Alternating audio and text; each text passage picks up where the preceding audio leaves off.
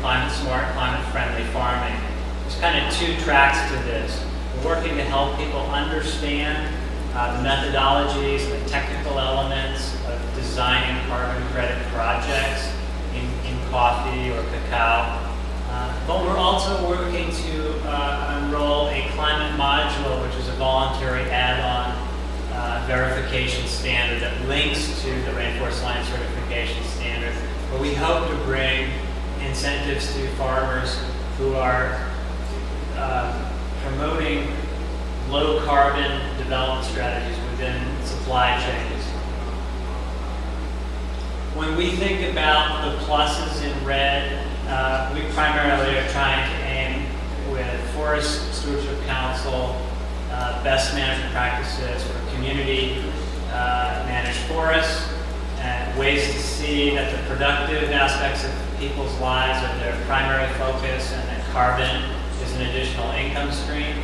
But if we are helping people to improve community forest enterprises and cooperative run forestry operations, there's a lot of business development and technical development that we aim to provide. And more, it's looking at aspects of carbon accounting, and other ecosystem values. Much of our capacity building work on REDD is around the subject of readiness. So we've been helping in various countries on baseline setting and feasibility analyses and figuring out rights-based issues, as well as trying to promote REDD social and environmental standards and safeguards approaches, and bringing training down to the level of communities or local jurisdictions, so that more unserved population in terms of REDD dialogues is actually getting more of the knowledge that they need, very much along the lines of what Louise was just explaining. And Rainforest Alliance is also recognized as a leading gold standard in certification, and we have also been doing auditing to carbon market standards.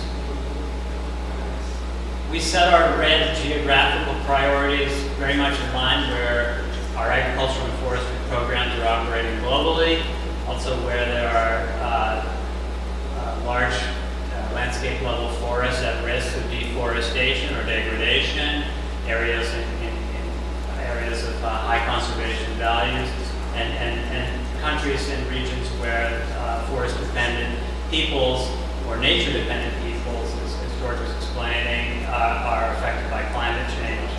The places of these priorities where we're actually doing training and capacity building are located where the green shade is. And in the interest of time, I'm not going to go through the detail of every one of these slides, but I did want to give you an idea of some of the aspects of capacity building in terms of those places. So when we work with coffee farmers in Oaxaca, we're really helping them to understand what it takes to design a competent, qualified, technical carbon project, working with hundreds of smallholders. Some of them are indigenous, and that's moving along.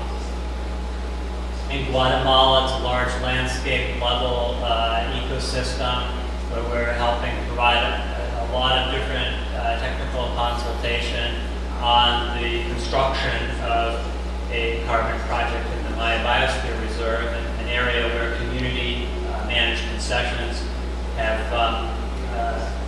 20 times less deforestation than the core protected areas, as you see the red circle to the left of the green area.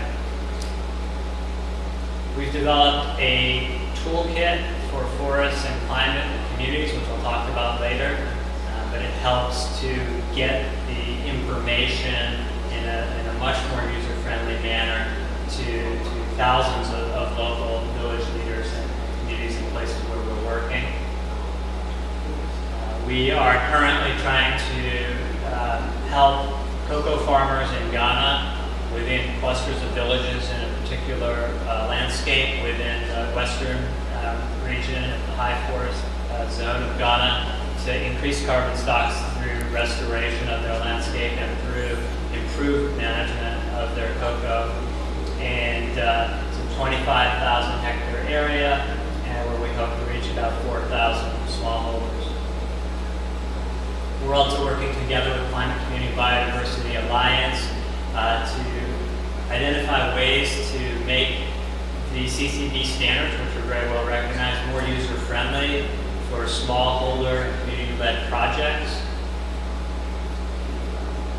Within the tea sector, Rainforest Alliance is working quite diligently to certify almost all of the tea produced in Kenya and Tanzania, which is going to involve training of close to 500,000 smallholder farmers on sustainable agricultural practices.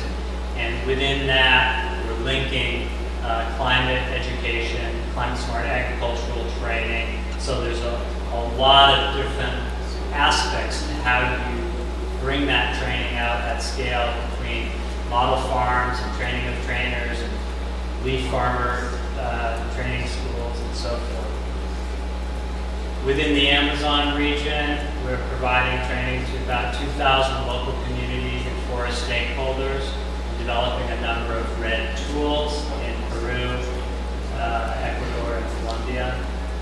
Within Mexico, we're working on the MRED project together with the Nature Conservancy and others, and expect to deliver about 15,000, to train about 15,000 people on sustainable land management and forestry practices. Many of these are community managed forests, what they call ejidos, and many of them have indigenous people within them.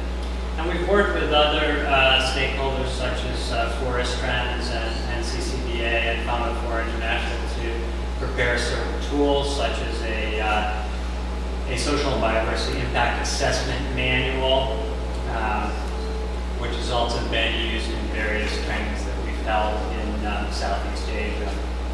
So I think that pretty much covers what we're doing and where we're doing it, and I will be talking about the Forest and Climate Educator Toolkit in more detail later. Thank you.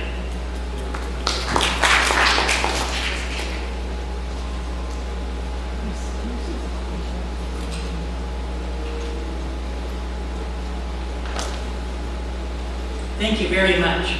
We're just checking to see if the coffee is out there yet before we break. I think what we're going to do is we've had a lot of great information. We have still 2 more presentations for you, but I think what we will do is have our break, and then we will hear from Yader Lewis and also the presentation on the Alliance for Global RED Plus Capacity. We have fewer people, so I think our discussion time won't take quite so long. So I see the message, the coffee has arrived. So it's now 10:30. If we can ask you to come back in 20 minutes, so come back at 10 minutes before 11. We'll complete the overview presentations, and then we will go into our discussion on the perspectives of indigenous communities on assessing capacity needs. So thank you very much. If you can leave your equipment just on the table, that will be fine, and we'll see you in 20 minutes. Thank you.